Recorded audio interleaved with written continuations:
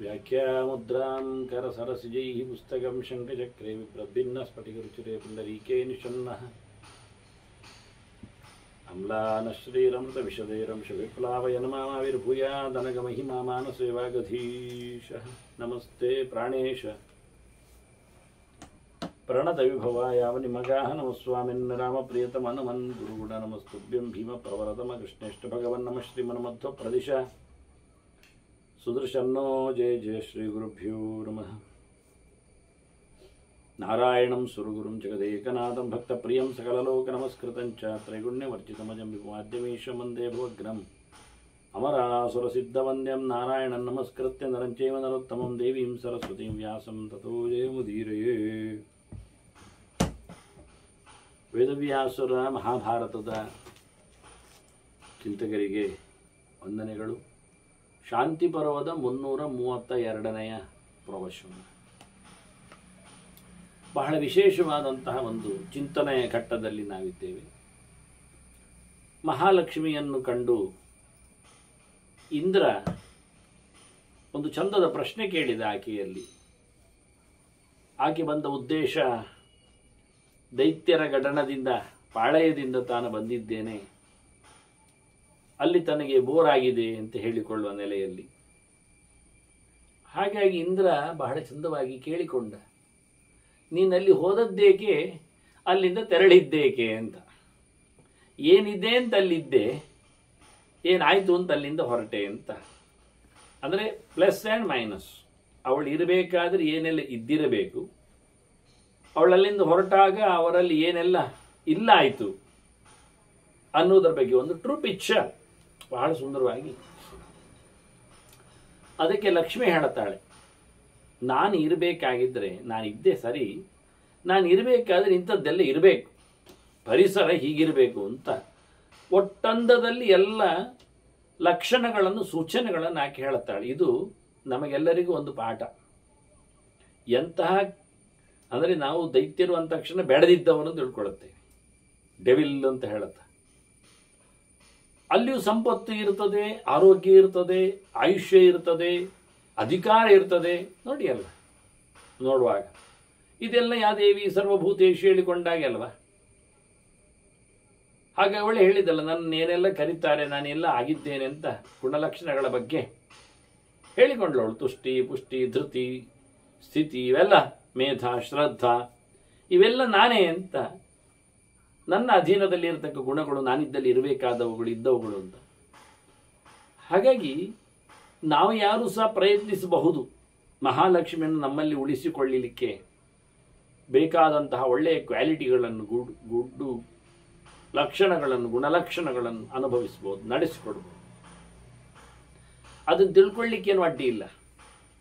ಮತ್ತು ಎಲ್ಲ ಇದ್ರೆ ಅಂತ ಹೇಳಬೇಡಿ, ಒಂದೊಂದಿದ್ರೂ ಒಂದೊಂದು ಅಂಶದಲ್ಲಿ ಬರಬಹುದಲ್ಲ. 100% ಲಕ್ಷ್ಮಿ ಅಂದಾಗ ಒಂದು 100 ಗುಣಗಳ ಮುದ್ದೆ ಅಂತ ತಿಳ್ಕೊಳ್ಳಿ. ಅದರಲ್ಲಿ ನಮ್ಮಲ್ಲಿ 10-20 ಗುಣಗಳಿದ್ರು 10-20% ಬರ್ಬೋದಲ್ಲ, ಅವಳು ಚೆನ್ನಾಗಿರ್ತದಲ್ಲ. 100ಕ್ಕೆ 100 ಇಲ್ಲ ಅಲ್ಲ ಏನ.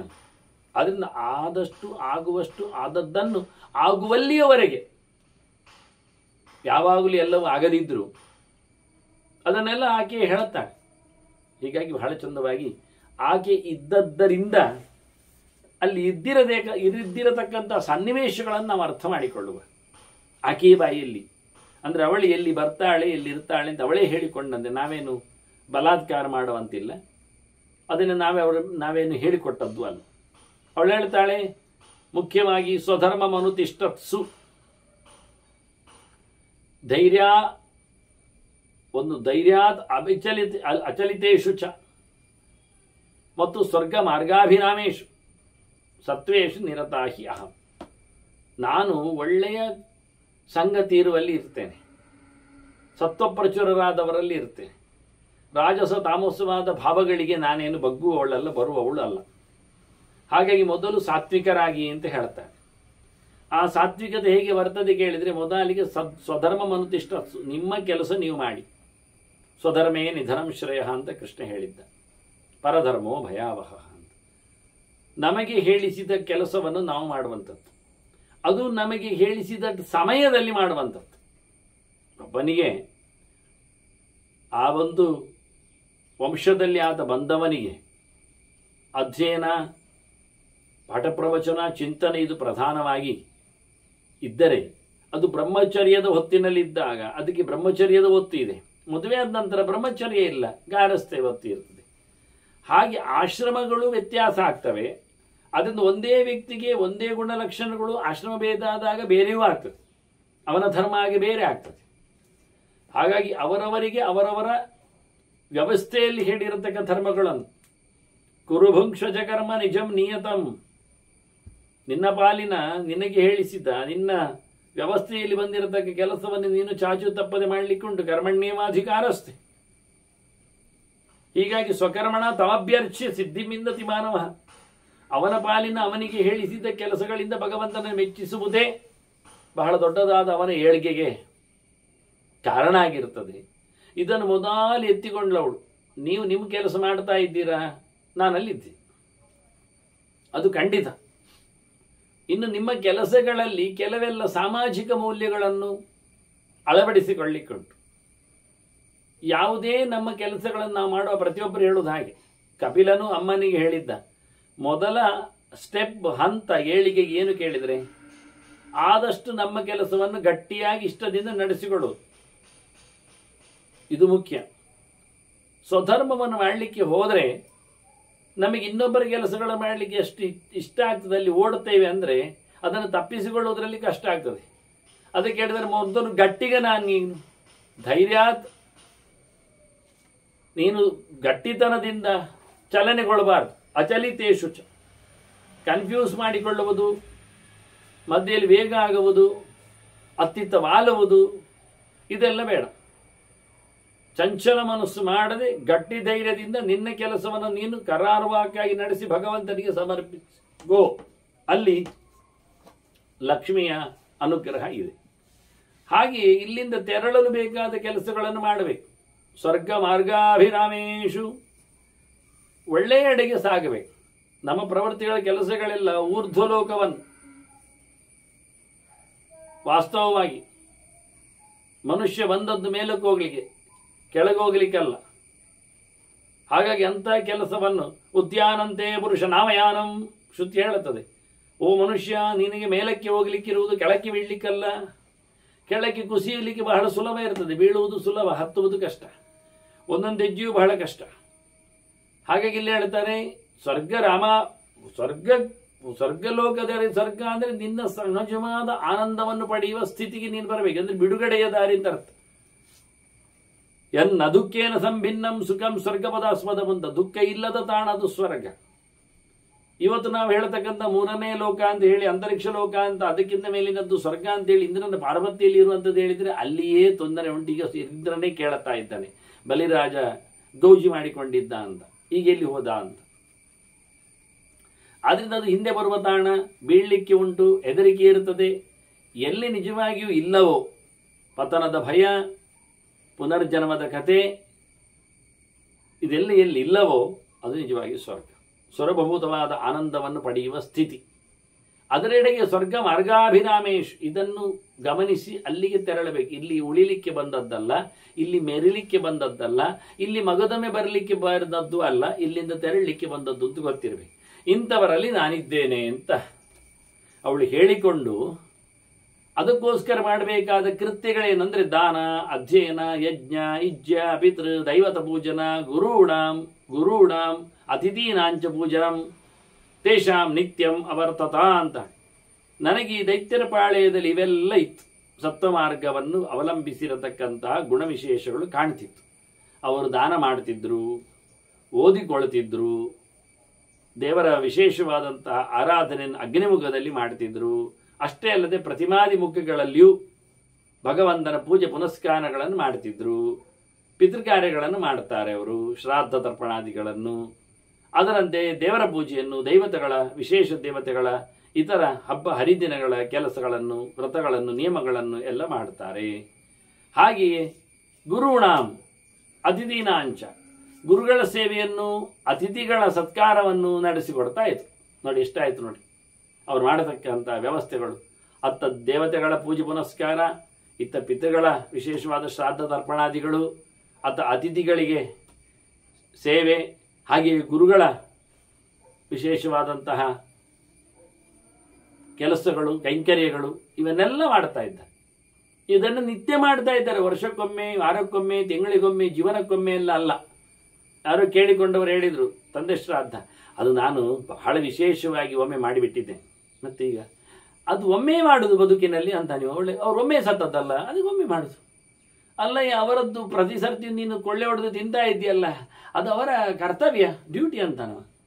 ಮತ್ತು ನಿನ್ನ ಡ್ಯೂಟಿ, ನಂದೇನಿಲ್ಲ ಇಷ್ಟೇ ಅಂತ. ಹೀಗೆ ಮನುಷ್ಯ ಇವರಾಗಲ್ಲ, ಪ್ರತಿನಿತ್ಯವೂ ದೇವತೆಗಳ ಸೇವೆ, ಪಿತೃಗಳ ತರ್ಪಣಾದಿಗಳನ್ನು, ಅತಿಥಿಗಳ ಸತ್ಕಾರ, ಗುರು ಹಿರಿಯರ ವಿಶೇಷವಾದಂತಹ ಕೈಂಕರ್ಯಗಳು ಇವನ್ನೆಲ್ಲ ಮಾಡ್ತಾ ಇದ್ದ. ಹಾಗಾಗಿ ನಾನು ಅಲ್ಲೇ ಇದ್ಬಿಟ್ಟೆ. ಮತ್ತೆ ಅವರು ಮಾಡಿಕೊಳ್ಳತಕ್ಕಂಥ ಕೆಲಸಗಳಲ್ಲಿ ಹೊರಗೆ ಎಲ್ಲ ಹಾರಿಕೊಂಡಿದ್ದಾರೆ ಅಂತಲ್ಲ. ಸುಸಂರಷ್ಟ ಗೃಹಾಶ್ಚಾಸನ್, ಮನೆಯನ್ನು ಚೆನ್ನಾಗಿ ಇಟ್ಟುಕೊಂಡಿದ್ದಾರೆ. ಇದು ಒಂದು ಲಕ್ಷಣ ಲಕ್ಷ್ಮಿಗೆ. ಲಕ್ಷ್ಮಿ ಮನೆಯೊಳಗೆ ಬರಬೇಕಾದ್ರೆ ಮೊದಲು ಚೆನ್ನಾಗಿ ಗುಡಿಸಬೇಕು. ಒಳ್ಳೆ ರೀತಿಯಲ್ಲಿ ಮನೆಯಲ್ಲಿ ಕಸ, ಗಲೀಜು, ಡಂಪು ಎಲ್ಲ ಮಾಡಿಕೊಳ್ಳಬಾರ್ದು. ಎಲ್ಲ ಓರಣವಾಗಿ ಎಲ್ಲವೂ ಇಡಬೇಕು, ಚೆಂದ ಮಾಡಿ ಇಡಬೇಕು ಮನೆಯನ್ನು. ಬೆಳಿಗ್ಗೆ ಎದ್ದು ಹೊಸ್ತಿಲು ಬರೆಯುವಂಥದ್ದು, ಪರಿಮಾರ್ಜನೆ ಮಾಡುವಂಥದ್ದು, ಅಂಗಳವನ್ನು ಸಾರಿಸುವಂಥದ್ದು, ಹೊಸ ಹೂಗಳನ್ನು, ಹೊಸ ವ್ಯವಸ್ಥೆಗಳನ್ನು, ಹೊಸ ತಳಿರು ತೋರಣಗಳನ್ನೆಲ್ಲ ನೇರ್ಪುಗೊಳಿಸುವಂಥದ್ದು. ಅಂದರೆ ದ್ವಾರದೇಶ ದ್ವಾರಬಂಧ ಅಂದರೆ ಹೊಸ್ತಿಲು ಪೂಜೆ ಅಂದರೆ ಮಹಾಲಕ್ಷ್ಮಿ ಪೂಜೆಯರು.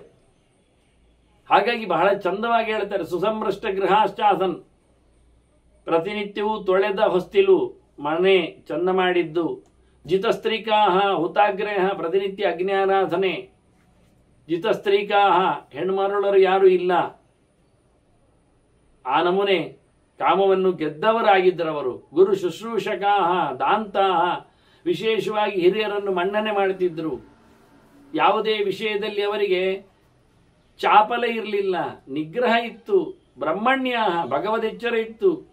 ಭಗವಂತನ ನಂಬಿದವನ ಮೇಲೆ ಪ್ರೀತಿ ವಿಶೇಷ ಇತ್ತು. ಸತ್ಯವಾದಿನ, ವಿಶೇಷವಾದದ್ದು ಏನಿಗೆ ಹೇಳಿದರೆ ಅವರು ತಮ್ಮ ಸ್ವಾರ್ಥಕ್ಕೋಸ್ಕರ ಸುಳ್ಳು ಹೇಳಿದವರಲ್ಲ. ಹೀಗಾಗಿ ನಮಗೆ ಅವರ ಇಷ್ಟ ಆಗಿಬಿಟ್ರು ಅಂತ ಹೇಳಿವಳು.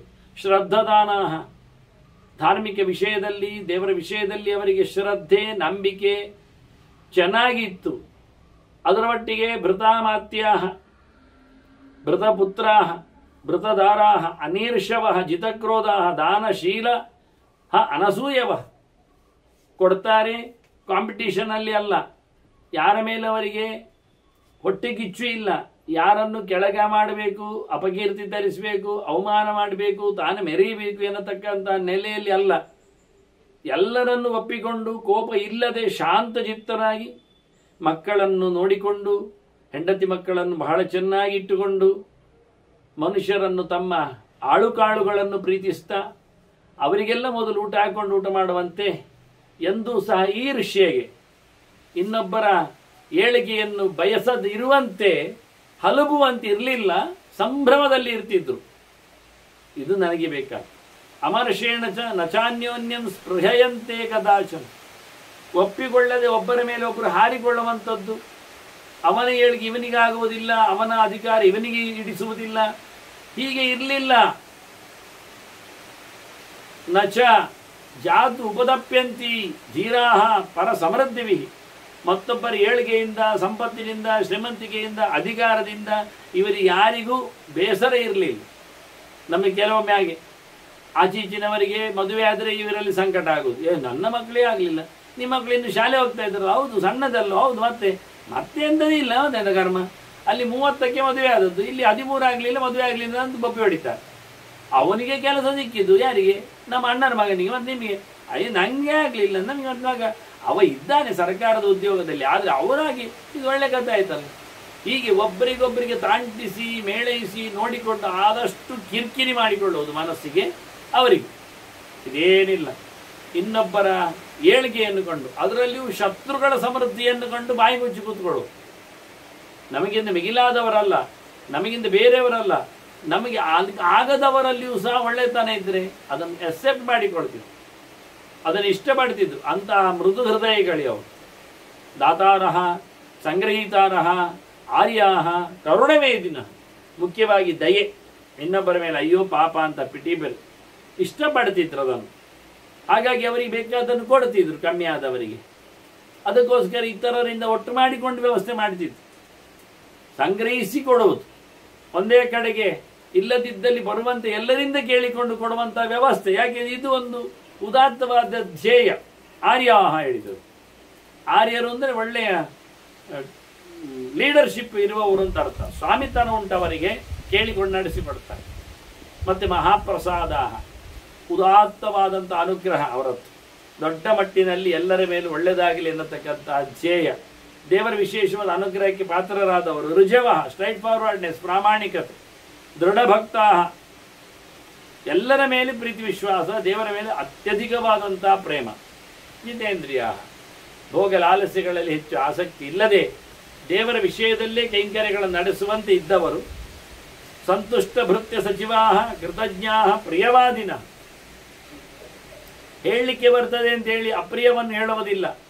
ಸತ್ಯಂ ಬ್ರೂಯಾತ್ ಪ್ರಿಯಂ ಬ್ರೂಯಾದಿದ್ದಾಗೆ ಒಳ್ಳೆಯದನ್ನು ಮಾತ್ರ ಹೇಳಿ ಅವರನ್ನು ಒಳ್ಳೆಯದಾಗಿಸಿಕೊಳ್ತಿದ್ರು. ಸಮಾಜವನ್ನು ಚೆನ್ನಾಗಿ ನೋಡಿಕೊಳ್ತಿದ್ರು. ಮಾಡಿಕೊಂಡ ಕೆಲಸದಲ್ಲಿ ಉಪಕಾರವನ್ನು ಪಡೆದ ನಂತರ ಉಪಕಾರದ ಸ್ಮರಣೆಯಿಂದ ಅವರಿಗೆ ಥ್ಯಾಂಕ್ಸ್, ಧನ್ಯವಾದಗಳು ಹೇಳುವಲ್ಲಿಯೂ ತಪ್ಪಿಸಿಕೊಳ್ತಿರಲಿಲ್ಲ. ಮಾಡಿದ್ದರ ನೆನಪಿತ್ತು. ನಿಜವಾಗಿ ಮಾಡಿದ ಉಪಕಾರವನ್ನು ನೆನಪಿಸಿಕೊಳ್ಳದವನೇ ಅತ್ಯಂತ ಹೇಸಿಗೆಯವ. ಅವನಿಗೆ ಪ್ರಾಯಶ್ಚಿತ್ತಗಳೆಲ್ಲ ಕೃತಜ್ಞಾನಿ ಸ್ನಾನ. ಇವರು ಕೃತಜ್ಞರು. ದೇವರಿಗೆ, ಅಧಿಕಾರಿಗಳಿಗೆ, ಜ್ಞಾನಿಗಳಿಗೆ ಎಲ್ಲ ಕೃತಜ್ಞತೆ ಇವರದ್ದು ಸಲ್ಲಿತಿತ್ತು.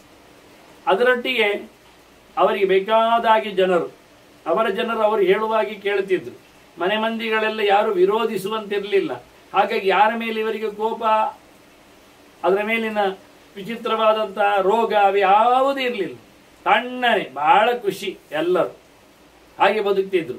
ಯಥಾರ್ಹ ಮಾನಾರ್ಥಕರ, ಯಾರು ಯೋಗ್ಯತೆ ಉಂಟು, ಯಾರು ದೊಡ್ಡವರಿದ್ದಾರೆ ಅವರಿಗೆ ಬೇಕಾದಷ್ಟು ಸಂಪತ್ತನ್ನು ಕೊಡ್ತಿದ್ರು.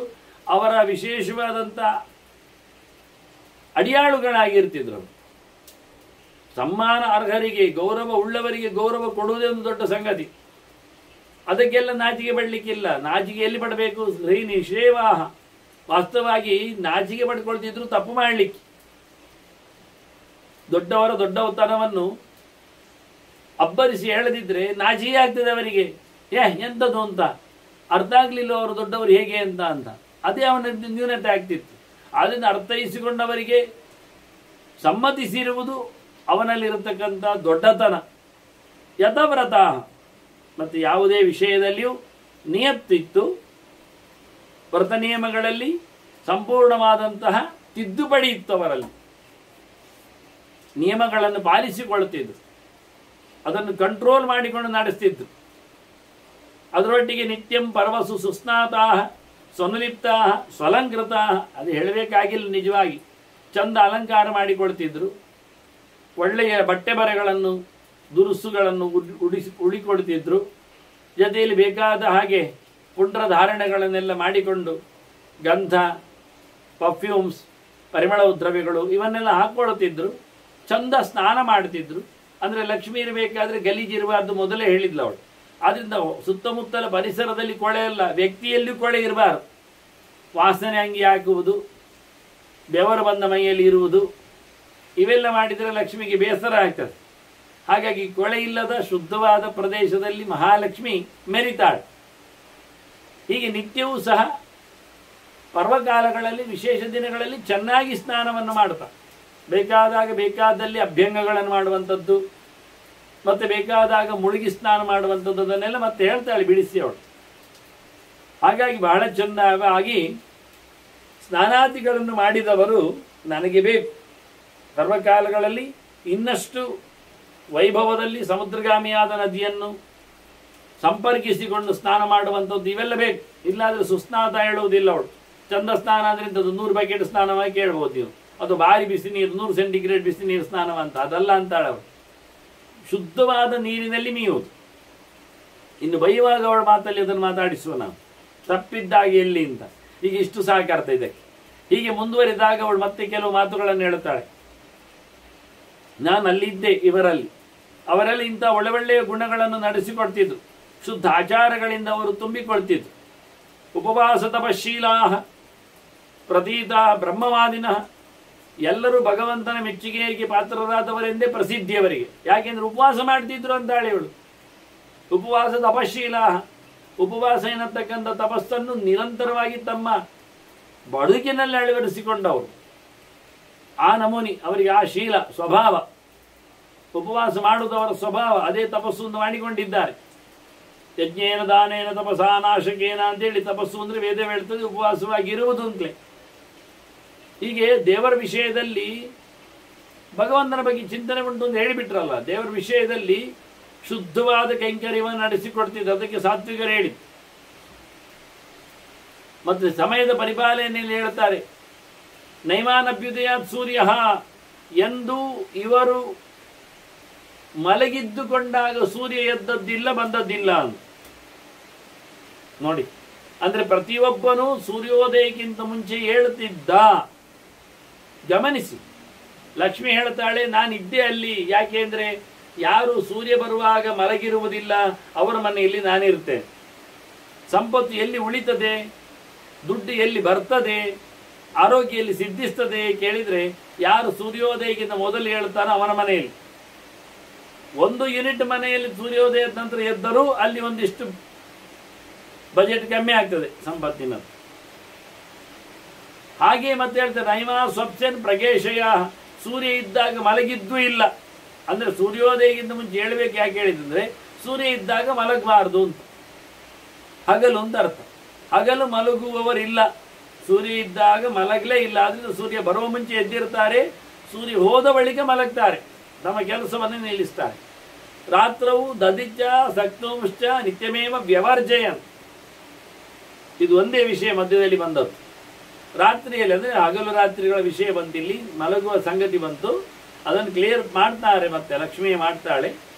ಆದರೆ ಇಲ್ಲಿ ಕೂಡಲೇ ಹೇಳ್ತಾಳೆ ಅವಳು, ರಾತ್ರಿಯಲ್ಲಿ ಯಾರು ಮೊಸರು ತಿಂತಾರೆ ಅವರ ಮನೆಯಲ್ಲಿ ನಾನಿರುವುದಿಲ್ಲ.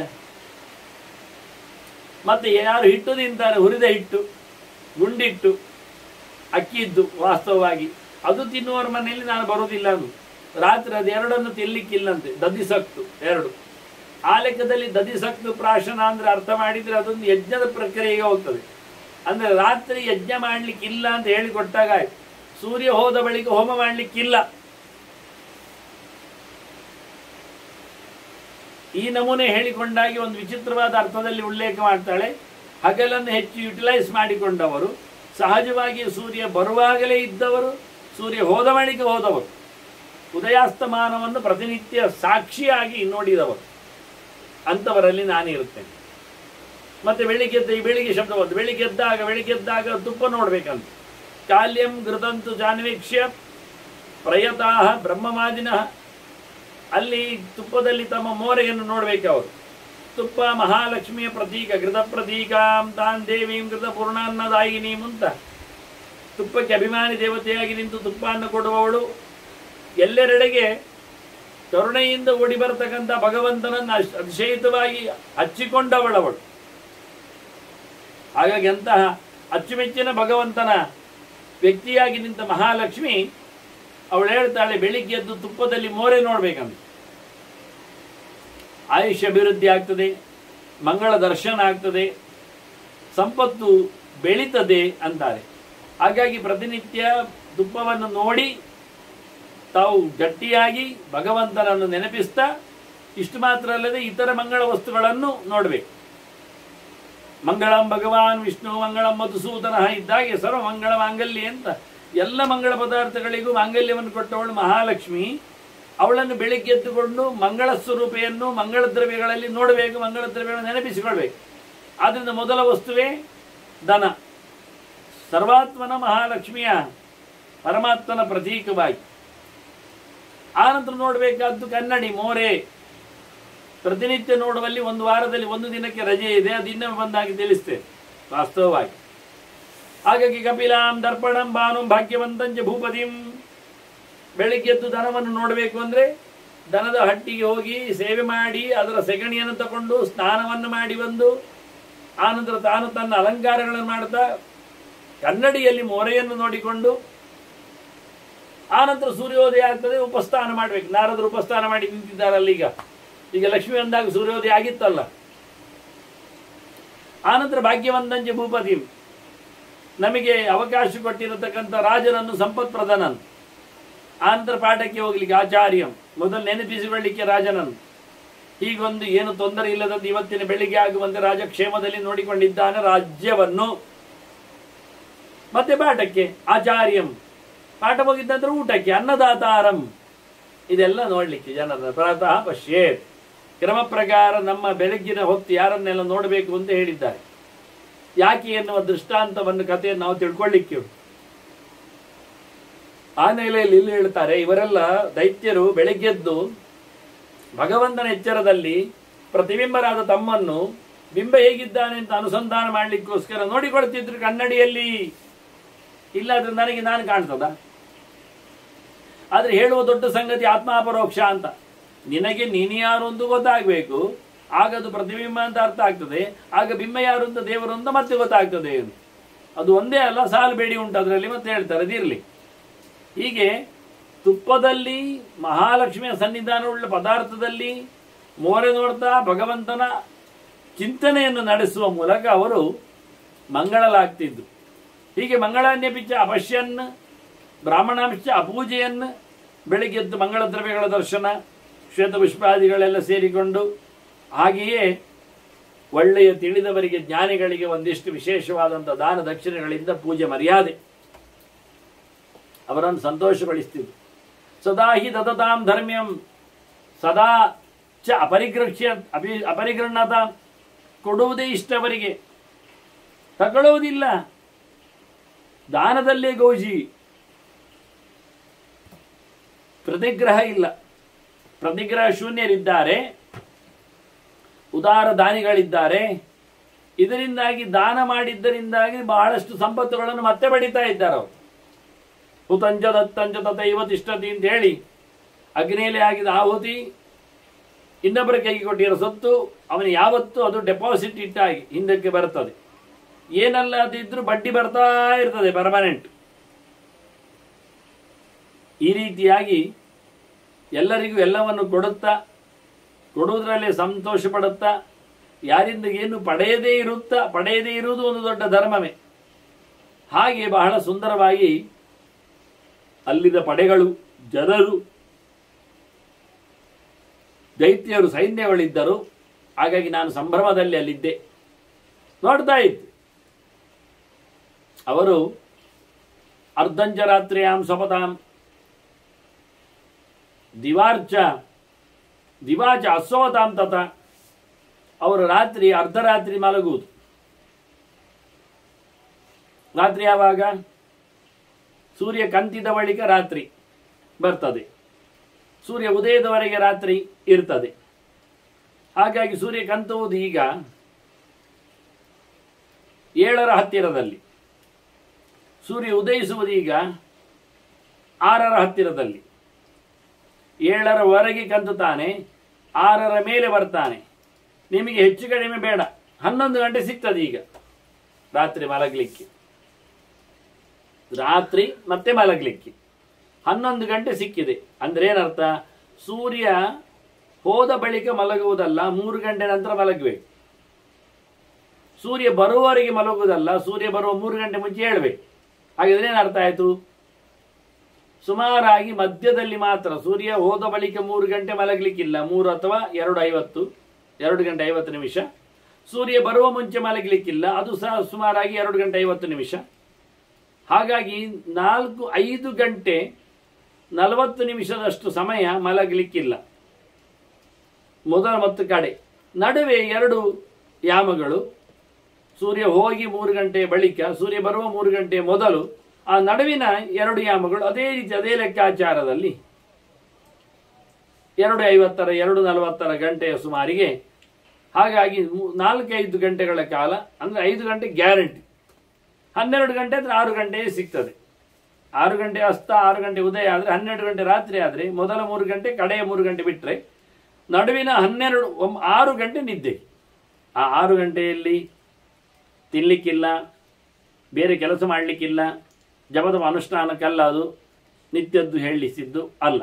ಆದ್ರಿಂದ ನಡು ರಾತ್ರಿಗೆ ಮಲಗುವವ.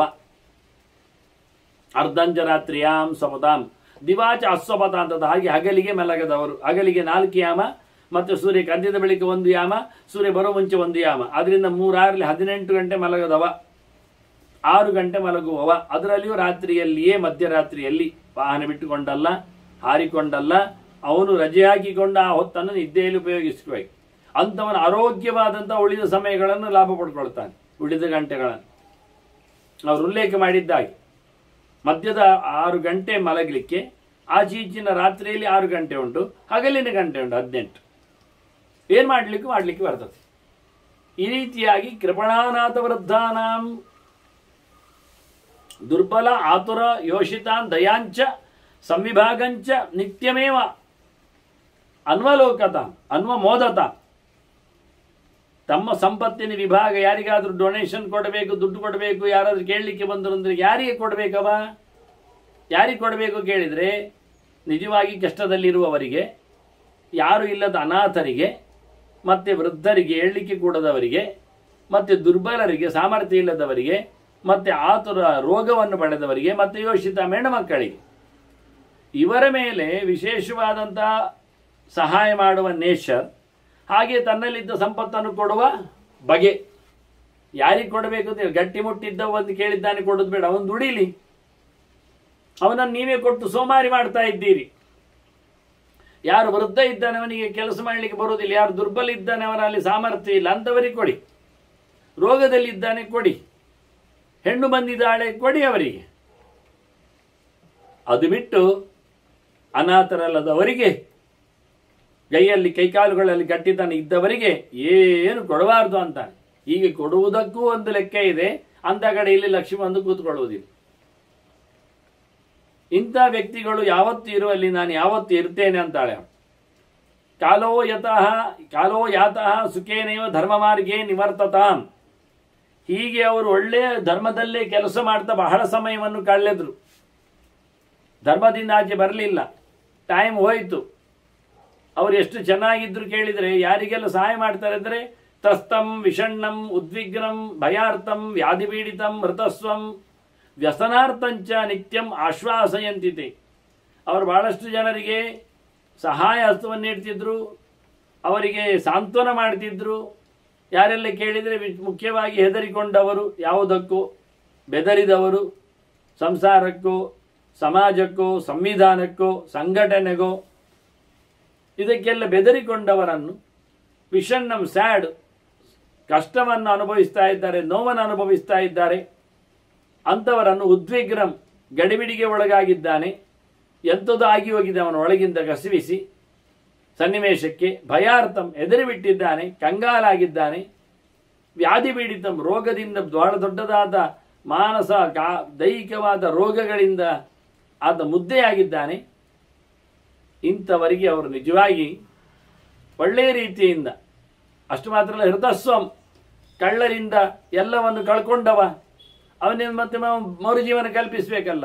ವ್ಯಸನಾರ್ಥಂಚ ಕಷ್ಟಕ್ಕೊಳಗಾಗಿದ್ದಾನೆ, ಸಂಕಟಕ್ಕೆ ಬಿದ್ದಿದ್ದಾನೆ, ದುರ್ವ್ಯಸನಗಳಿಗೆ ಬಿದ್ದಿದ್ದಾನೆ, ಕುಡಿತ ಜೂಜುಗಳಲ್ಲೆಲ್ಲ.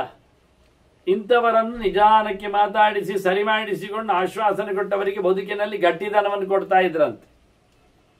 ಧರ್ಮಮೇವಾನುವರ್ತಂತೆ, ಎಲ್ಲಿಯೂ ತಪ್ಪುವುದೇ ಇಲ್ಲ, ಧರ್ಮದ ಚೌಕಟ್ಟು ಮುರಿದವರೇ ಅಲ್ಲ ಅವರು. ನ ಹಿಂಸಂತಿ ಪರಸ್ಪರಂ, ಒಬ್ಬರಿಗೊಬ್ಬರಿಗೆ ಹೊಡೆದಾಡಿಕೊಂಡದ್ದಿಲ್ಲವೇ ಇಲ್ಲ. ನಾನು ಓಡ್ತೇನೆ ಎನ್ನುವ ಪ್ರಶ್ನೆಯೇ ಇಲ್ಲ, ಓಡ್ಲಿಕ್ಕೆ ಅವಕಾಶವೇ ಇಲ್ಲ. ಅನುಕೂಲಾಶ್ಚ ಕಾರ್ಯೇಶು ಗುರು ವೃದ್ಧೋಪಸೇವಿನ, ಎಲ್ಲ ಕೆಲಸಕ್ಕೂ ಸಹಾಯ ಮಾಡ್ತಿದ್ರು. ಅದು ನಮ್ಮದಲ್ಲ, ನಮಗೆ ಗೊತ್ತಿಲ್ಲ ಅಂತಲ್ಲ, ಯಾರು ಕೆಲಸ ಮಾಡಿದ್ರು ಎಲ್ಲ ದೊಡ್ಡವರಿಗೆ ಅವರು ಕೊಡಬೇಕಾದಂಥ ಮನ್ನಣೆ ಅದೆಲ್ಲ ಇತ್ತು. ಗುರು ಹಿರಿಯರನ್ನು ಚೆನ್ನಾಗಿ ನೋಡಿಕೊಳ್ತಿದ್ರು. ಅವಶೇಷಾಣಿ ಜಾಷ್ಟಂದಿ ನಿತ್ಯಂ ಸತ್ಯ ತಪೋಧನಾ ಸತ್ಯ ತಪೋಧೃತ. ಸತ್ಯವನ್ನೇ ತಪಸ್ಸನ್ನೇ ನಮ್ಮ ಬದುಕಿನಲ್ಲಿ ಮಾಡಿಕೊಂಡಿರತಕ್ಕಂಥ ಅವರು ದೈತ್ಯರು ಪ್ರತಿನಿತ್ಯ ಊಟ ಮಾಡುವಾಗ ಎಲ್ಲರಿಗೂ ಕೊಟ್ಟು ಊಟ ಮಾಡ್ತಿತ್ತು. ಪಿತೃಗಳಿಗೆ, ದೇವತೆಗಳಿಗೆ, ಅತಿಥಿಗಳಿಗೆ, ಭೃತ್ಯರಿಗೆ, ಮನೆ ಮಂದಿಗಳಿಗೆ ಅಂತ ಇವರನ್ನೆಲ್ಲರಿಗೂ ಕೊಟ್ಟನಂತ ಮುಗಿತೆ ಉಳಿದದ್ದು ತಿಂತಿದ್ದದ್ದು ಅವಶೇಷ. ಹಾಗಾಗಿ ಯಜ್ಞಶಿಷ್ಟ ಅಧಿನಸ್ತಂತ ಮುಚ್ಚಂತೆ ಸರ್ವಕಿಲ್ಬಿಷೆ ಅಂತ ಕೃಷ್ಣ ಹೇಳ್ತಾನೆ. ಸಕಲ ಪಾಪ ಹೋಗುವುದು ಯಾವಾಗ ಹೇಳಿದರೆ ಉಳಿದವರಿಗೆ ಕೊಟ್ಟು ತಿಂದಾಗ, ಸಕಲ ಪಾಪಗಳು ಮೆತ್ತುವುದು ಯಾವಾಗ ಹೇಳಿದರೆ ಯಾರಿಗೆ ಕೊಡದೇವು ತಿಂದಾಗ. ಅದನ್ನು ಉಲ್ಲೇಖ ಮಾಡ್ತಾರೆ ಅವರು ಹೇಳುವಾಗ ಹೇಗೆ ಅಂತ. ನೈಕೇಷ್ಟಂತೆ ಸುಸಂಪನ್ನ ಅಂತ, ಒಳ್ಳೆಯ ಸಂಗತಿಯನ್ನು ಒಬ್ಬನೇ ತಿನ್ನುವುದೇ ಇಲ್ಲಂತೆ, 4 ಜನರಿಗೆ ಹಂಚಿ ತಿಂತಿದ್ದ. ಹಾಗೆ ಮಾಡುವವನಲ್ಲಿ ನಾನು ಕೂತ್ಕೊಳ್ತೇನೆ, ಇನ್ನಷ್ಟು ಸಿಗ್ತೇನೆ. ನಿತ್ಯಂ, ಮುಖ್ಯವಾಗಿ ನಗಚ್ಚಂತಿ ಪರಸ್ತ್ರೀಯಂ, ಇನ್ನೊಬ್ಬರ ಹುಡುಗಿಯರ ಹತ್ತಿರದಲ್ಲಿ ಇವರು ತಮ್ಮ ತೀಟೆಯನ್ನು ಮಾಡಿಕೊಡ್ತಿರಲಿಲ್ಲ, ಅಪಚಾರಕ್ಕಾಗಿ ಇವರು ಹೋಗ್ತಿರಲಿಲ್ಲ ಯಾರೆಡೆಗೂ.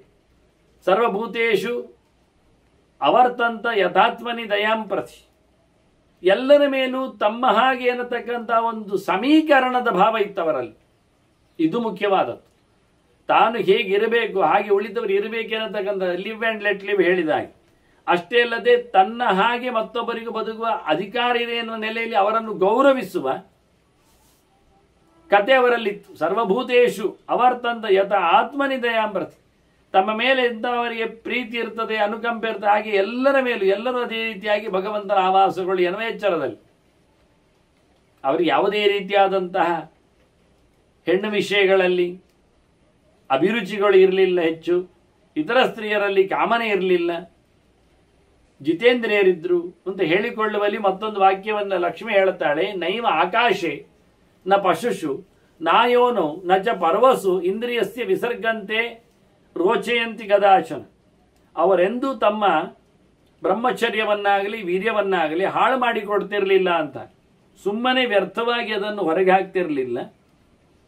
ಅಷ್ಟೇ ಅಲ್ಲದೆ ಪ್ರಾಣಿಗಳ ಜೊತೆಯಲ್ಲಿ ಅಂತಹ ರೀತಿಯಾದ ಸಂಪರ್ಕ ಇರಲಿಲ್ಲ, ಮಾಡುವುದಿಲ್ಲ. ಅಂದರೆ ಇವತ್ತು ಏನು ನಡೀತಾ ಇದೆ ಅದನ್ನು ಆಗುವುದಲ್ಲ, ಆಗಬಾರದು ಅಂತ ವಿರೋಧ ಮಾಡಿದ ವಾಕ್ಯಗಳು, ಮತ್ತೆ ತಮಗಲ್ಲದ ಹೆಂಗಸರಲ್ಲಿ, ಸಮಲ್ಲದ ವಿಷಯಗಳಲ್ಲಿ, ಅಲ್ಲದ ತಾಣಗಳಲ್ಲಿ ಅದನ್ನು ಡಿಸ್ಚಾರ್ಜ್ ಮಾಡ್ತಿರಲಿಲ್ಲ. ಖಾಲಿ ಬದುಕಿನ ಈ ಕಥೆಯ ಕಾಮದ ಮಾತ್ರ ವಿಷಯ ಅಲ್ಲ, ಮಲಮೂತ್ರಗಳಲ್ಲಿ ಈ ಸಂಗತಿಗಳನ್ನು ಚಿಂತನೆಗೆ ತರುವ ಹಾಗೆ ವಿಸರ್ಗ ಶಬ್ದವನ್ನು ಪ್ರಯೋಗ ಮಾಡ್ತಾರೆ ಅವರು. ಇಂತಹ ವಿಚಿತ್ರವಾದಂತಹ ಕಟ್ಟುನಿಟ್ಟಿನ ಕಥೆಯನ್ನು ರಾಕ್ಷಸರು ಸಹ, ದೈತ್ಯರು ಸಹ ಪಾಲನೆ ಮಾಡ್ತಿದ್ರು. ನಿತ್ಯಂ ದಾನಂ ತಥಾ ದಾಕ್ಷ್ಯಂ ಆರ್ಜವಂ ಚೈಜ್ವ ನಿತ್ಯದ ಉತ್ಸಾಹ ಅಥ ಅನಹಂಕಾರ ಪರಮಂ ಸೌಹೃದಂ ಕ್ಷಮ. ಎಷ್ಟು ಹೇಳುವ, ಪ್ರತಿನಿತ್ಯ ದಾನ, ಎಲ್ಲರ ಕಡೆಯಲ್ಲಿಯೂ ದಕ್ಷತೆ ಅಥವಾ ಅವರ ಮೇಲಿರತಕ್ಕಂಥ ಅನುಕಂಪೆಗಳು, ಪ್ರಾಮಾಣಿಕತೆ, ಅಷ್ಟೇ ಅಲ್ಲದೆ ಉತ್ಸಾಹ, ಕೆಲಸದಲ್ಲಿ ಬೇಕೋ ಬೇಡೋ ಅಂತ ಸುಮಾರಿತನ ಇಲ್ಲ, ಮತ್ತು ಎಲ್ಲಿಯೂ ಸಹ ನಾನು ಮಾಡಿದೆ ಅಂತ ಬೀಗುವುದಿಲ್ಲ, ಅಹಂಕಾರ ಇಲ್ಲ, ದರ್ಪ ಇಲ್ಲ, ಅತ್ಯಂತ ವಿಲಕ್ಷಣವಾದ ಪ್ರೀತಿ ವಿಶ್ವಾಸಗಳು ಎಲ್ಲರ ಮೇಲೆ, ಸಹನೆ, ಎಲ್ಲಿ ಆ ತಪ್ಪಾದರೂ ಸತ್ಯಂ ದಾನಂ ತಪಃ ಶೌಚಂ ಕಾರುಣ್ಯಂ ವಾಗ ಅನಿಷ್ಠುರ, ಹಾರ್ಷಾದ ಮಾತಿಲ್ಲ, ಯಾರನ್ನು ಮಾತಿನಲ್ಲಿ ಕಚ್ಚುವುದಿಲ್ಲ, ಚುಚ್ಚುವುದಿಲ್ಲ, ತುಂಬ ಕರುಣೆ ಬೇರೆ, ಸತ್ಯವಾಕ್ಯತೆ, ಹಾಗೆ ನಡೆ, ಒಳ್ಳೆಯ ನಡೆ, ಮಡಿವಂತಿಗೆ, ಶೌಚ, ಶುದ್ಧತೆ, ಒಳ್ಳೆಯ ಚಿಂತನೆಗಳು, ದಾನ, ಮಿತ್ರೇಶು ಚ ಅನಭಿದ್ರೋಹ, ಪ್ರಿಯ ವಿಶ್ವಾಸಿಗಳಲ್ಲೆಲ್ಲ ಯಾವತ್ತೂ ಸಹ ದ್ರೋಹ ಮಾಡುವುದಿಲ್ಲ, ವಿರೋಧ ಬಗೆಯುವುದಿಲ್ಲ, ಅವರಲ್ಲಿ ಯಾವುದೇ ರೀತಿಯಾದಂಥ ಅನ್ಯಾಯವನ್ನು ಮಾಡುವುದಿಲ್ಲ. ಈ ರೀತಿಯಾಗಿ ಎಲ್ಲವೂ ಅವರಲ್ಲಿ ಸರ್ವಂ ತೇಷು ಅಭವತ್ ಪ್ರಭೋ ಅಂತಾಳಿ ಇವಳು. ಹುಡುಕಿದ್ರೂ ಒಂದು ಸಿಗುವುದಿಲ್ಲ, ಎಲ್ಲ ಗುಣಲಕ್ಷಣಗಳು ಅವರಲ್ಲಿತ್ತು. ನಾನು ಇದ್ದೇ ಬಿಟ್ಟೆ. ನಿದ್ರಾ ತಂದ್ರೀಹಿ ಅಸಂಪ್ರೀತಿ ಅಸೂಯಾತ್ ಅನವೇಕ್ಷಿತ, ನಿದ್ದೆ ಮಾಡ್ತಿರ್ಲಿಲ್ಲ, ಆ ಕಾಲಗಳಲ್ಲಿ ತೂಕಡಿಸ್ತಾ ಇರುವುದಿಲ್ಲ, ಬಾಯಿ ದೊಡ್ಡದು ಮಾಡುವುದಿಲ್ಲ, ಅದು ಯಾವುದೇ ವಿಷಯದಲ್ಲಿ ಅವರಿಗೆ ಬೇಸರ, ನ್ಯೂನತೆ ಇಲ್ಲ, ಹೇಳತಕ್ಕ ಕೊರಗು ಅದೆಲ್ಲ ಇರಲಿಲ್ಲ, ಅಸೂಯೆ ಅಂತೂ ಇಲ್ಲ.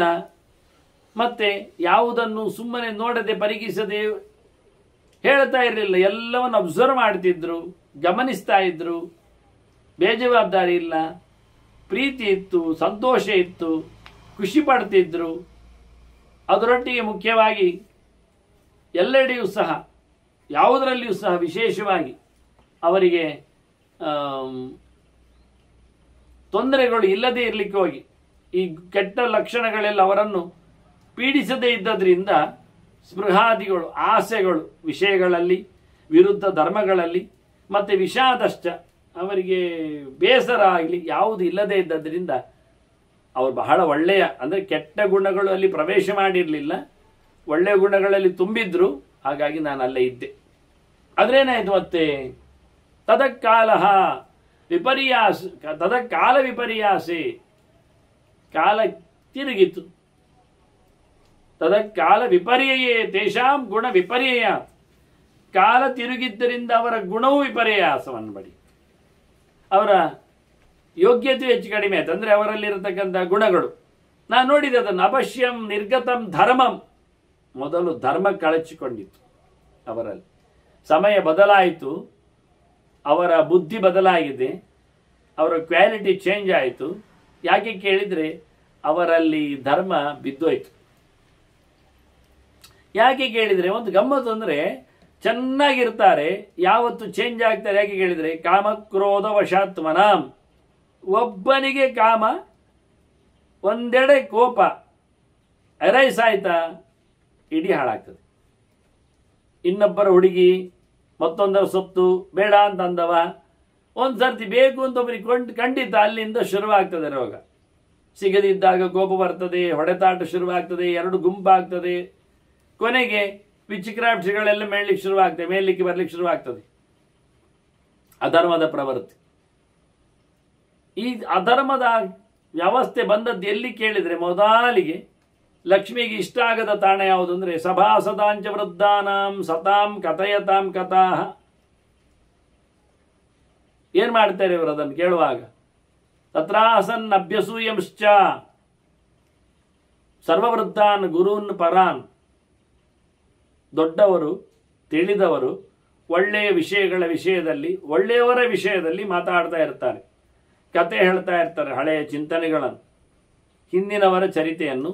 ಇಲ್ಲಿಯ ದೊಡ್ಡವರು ಹೇಳಲಿಕ್ಕೆ ಕಲಿತವರು ಹೇಳಿಕೊಟ್ಟಾಗ ಅದನ್ನು ನೆಗಾಡುದಂತೆ. ಪ್ರಾಸನ್ ಅಭ್ಯಸೂಯಂಚ ಹೇಳಿಕೊಂಡು ಧ್ರುವ ಚರಿತೆ, ಪ್ರಹ್ಲಾದ ಚರಿತೆ, ಅಂಬರೀಷ ಚರಿತೆ, ಗಜೇಂದ್ರ ಚರಿತೆಯಲ್ಲಿ ಹೇಳುವಾಗ ಅಂತ ಅದನ್ನು ಅವಹೇಳನೆ ಮಾಡಲಿಕ್ಕೆ ಶುರು ಮಾಡಿದ್ರಂತೆ. ಅಂದ್ರೆ ಇದರಿಂದ ಇನ್ನೊಬ್ಬರ ದೊಡ್ಡತನವನ್ನು ಹೇಳುವವರ ಅಭಿರುಚಿಯನ್ನು ಕೇಳುವವರ ಕಥೆಯಲ್ಲಿ ಹಾಳು ಮಾಡುವ ವ್ಯವಸ್ಥೆ. ಶುರುವಾದದ್ದು ಎಲ್ಲಿ ಕೇಳಿದರೆ ಸಭೆಯಲ್ಲಿ ಮರ್ಯಾದೆ ಕೊಡದಿರುವುದು, ದೊಡ್ಡ ವಿಷಯಗಳನ್ನು ಸಣ್ಣದಾಗಿ ಪುಸ್ಸು ಅಂತೇಳಿ ಹಾರಿಸುವಂಥದ್ದು. ತಮ್ಮಿಂದ ಆಗುವುದಿಲ್ಲ, ಮತ್ತೊಬ್ಬರು ಮಾಡಿದ್ದಕ್ಕೆ ಇವರು ಅವಹೇಳನೆ ಮಾಡ್ತಾರೆ. ಅಂದ್ರೆ ಏನಾಯಿತು? ಕೇಳುವಲ್ಲಿ ಅವರಿಗೆ ಆಸಕ್ತಿ ಇಲ್ಲ ಮಾಡುವಂಥದ್ದು, ಅದರಲ್ಲಿ ಅವರಿಗೆ ಒಂದು ರೀತಿಯಾದ ಅಸಡ್ಡೆ. ಹೀಗಾಗಿ ಹೇಳುವವರ ಮೇಲೆಯೂ ಅವರಿಗೆ ದೊಡ್ಡತನ ಕಾಣಲಿಲ್ಲ. ನಿಧಾನಕ್ಕೆ ಬಿದ್ದದ್ದು ಹಾಗೆ ವಾಪಸ್. ಏನಾಯಿತು ಅಂದರೆ ಯುವಾನಶ್ಚ ಸಮಾಸೀನಃ ವೃದ್ಧಾನ್ ಅಭಿಗತಾನ್ ಸತಃ. ದೊಡ್ಡವರು ಹೇಳಲಿಕ್ಕೆ ಬಂದಾಗ, ಅಲ್ಲದಿದ್ದರೂ ದೊಡ್ಡವರು ಸಿಕ್ಕಿದಾಗ, ಎಳೆಯರು, ಯುವಕರು, ಅದರಲ್ಲಿಯೂ ಸಹ ವಿಶೇಷವಾಗಿ ಮಕ್ಕಳಲ್ಲ, ಕೂತೇ ಇರುವುದಂತೆ ಗಮ್ಮತ್ನಲ್ಲಿ. ಎಂತ ಆಗ್ತದೆ? ಯಾರಿಗೆ ಗೌರವ ಯಾಕೆ ಕೊಡಬೇಕು ಅಂತ ಆಯ್ತಾ ಇಲ್ಲ.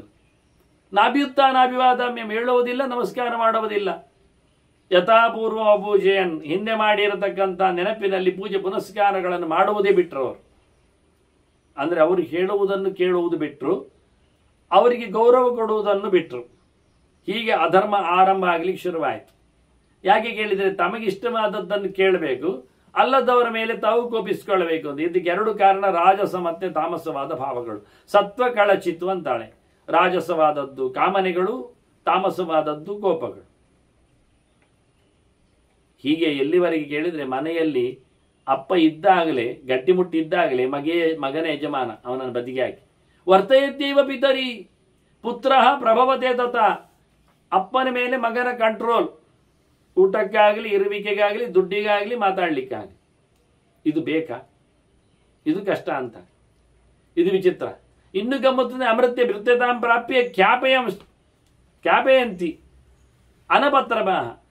ಆಗದವರ ಕೆಟ್ಟವರ ಒಟ್ಟಿಗೆ ಹೋಗಿ ಗಮ್ಮತ್ತಲ್ಲಿ ಹೇಳಿಕೊಳ್ತಿದ್ದಾರಂತೆ. ನಾನು ಅಲ್ಲಿದ್ದೇನೆ ಈಗ ಎಂತದ್ರಿ, ಅವ ಹಾಳಿನವಲ್ವ? ಹೌದು, ರಾವಣನ ಪಾಳೆಯಕ್ಕೆ ಸೇರಿಕೊಂಡು ನಾವು ದೊಡ್ಡ ಜನ ಹೇಳಿದಾಗೆ, ವೀರಪ್ಪನ ಜೊತೆಯಲ್ಲಿ ಸೇರಿಕೊಂಡು ನಾವು ಹೇಳಿಕೊಂಡಾಗೆ ದೊಡ್ಡವರೊಂದು. ಇದು ವ್ಯವಸ್ಥೆ. ಕೆಟ್ಟವರ ಜಂಡಾದ ಜೊತೆಯಲ್ಲಿ ಇದ್ದೇವೆ ಹೇಳುವುದು ತಮ್ಮದು ದೊಡ್ಡತನ ಅಂತ ತಿಳ್ಕೊಂಡಿದ್ದಾರೆ. ಕಳ್ಳರ ಜೊತೆಯಲ್ಲಿದ್ದೇನೆ, ದರೋಡೆಕೋರ ಜೊತೆಯಲ್ಲಿದ್ದೇನೆ, ರೌಡಿಗಳ ಜೊತೆಯಲ್ಲಿದ್ದೇನೆ, ಇಂಥವರ ಹೆಸರು ಹೇಳಿಕೊಂಡು ಅವರು ನಮಗೆ ಇಷ್ಟರು, ಆಪ್ತರು. ಇದು ಬೇಕಾ? ಹಾಳು ಮಾಡಿಕೊಂಡವರ ಜೊತೆಯಲ್ಲಿ ನಮ್ಮ ಹುಡುಗರು ಸೇರಿಕೊಂಡರು ಎನ್ನುವುದರಲ್ಲಿ ಲಕ್ಷ್ಮಿ ಹೇಳ್ತಾಳೆ, ನಾನು ಅಲ್ಲಿಂದ ಓಡಿ ಬಂದೆ ಅಂತ. ಈಗ ಇನ್ನೆಷ್ಟು ಹೇಳ್ತಾಳೆ ಯಾಕೆ ಬಂದೆ ಅಂತ. ಅವನು ಕೇಳಿದ್ದಕ್ಕೆ ಒಂದೆಷ್ಟು ಸ್ಯಾಂಪಲ್ ಆಗಿ ಎಲ್ಲಿಂದ ಸ್ಟಾರ್ಟ್ ಆಯಿತು ಅಂತ ಹೇಳಲಿಕ್ಕೆ ಹಾಳು ಎಲ್ಲಿ ಎದ್ದಿದೆ ಅಂತ. ಹಾಗಾಗಿ ಉಸಿರೆತ್ತಿದ್ದರೆ ಜನ ಬೈತಾರೆ, ಅವರ ಬಗ್ಗೆ ಹೇಳಬೇಡ, ಇದನ್ನು ತಿಳಿಸಬೇಡ, ಅದು ಇರಲಿ ಹಾಗಿರಲಿ ಅಂತ. ಅದರಲ್ಲಿ ಯಾರು? Youth trend, ಮೈನಾಗಿ ಎತ್ತಿಕೊಂಡದ್ದವಳು. ಅವರಿಗೆ ಸರಿಯಾಗಿ ತಿಳಿಲಿಕ್ಕೆ ಬರ್ತಾ ಇಲ್ಲ, ತಿಳಿವಲಿಕ್ಕೆ ಇಲ್ಲ, ಹೇಳಲಿಕ್ಕೆ ಆಗ್ತಾ ಇಲ್ಲ. ಈ ಲೆವೆಲಲ್ಲಿದ್ದಾರೆ ಅವರು, ಮಿಶ್ರ ಸ್ವಭಾವದಲ್ಲಿದ್ದಾರೆ. ಹಾಗಾಗಿ ನಡುವೆ ನಿಲ್ಲಿಕ್ಕೆ ಹೋಗಿ ಅವರು ಗಡಿಬಿಡಿಯಲ್ಲಿ ಬಿದ್ದಿದ್ದಾರೆ ಅಂತ ಹೇಳಿ ಲಕ್ಷ್ಮಿ ತಾನಿಲ್ಲದ್ದಕ್ಕೆ ಕೆಲವು ಮಾತುಗಳನ್ನು ಉಲ್ಲೇಖ ಮಾಡ್ತಾಳೆ ಮತ್ತು ಕೆಲವು ತಾಣಗಳನ್ನು ತೋರಿಸಿಕೊಡ್ತಾಳೆ. ಮತ್ತೆ ಕೇಳುವ ವಂದನೆಗಳೊಂದಿಗೆ ಶ್ರೀಕೃಷ್ಣ ನಾರಾಯಣ ನಾರಾಯಣ.